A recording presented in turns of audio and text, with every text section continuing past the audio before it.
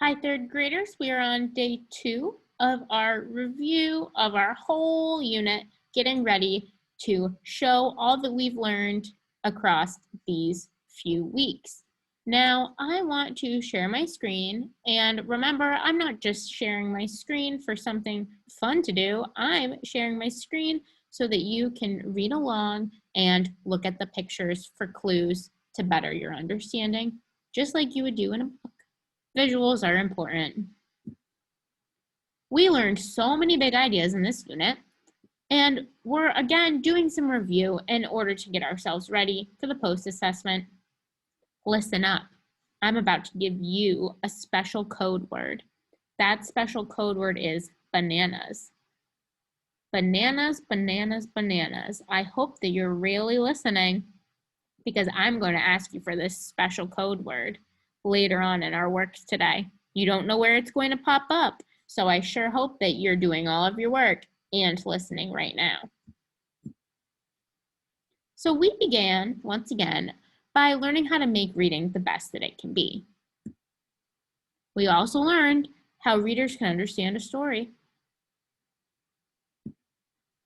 And we learned how we can hurdle those hard words to better our comprehension.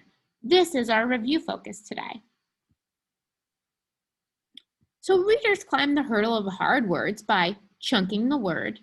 That's a skill that we've been practicing. Thinking about the story, thinking what's going on. Readers ask themselves, does this word look like a word I already know?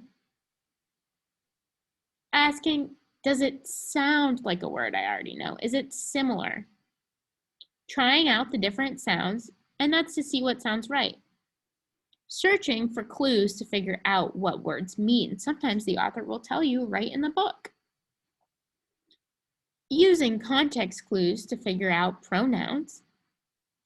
And working out figurative language phrases, those expressions we just talked about, those silly expressions like the barrel of monkeys.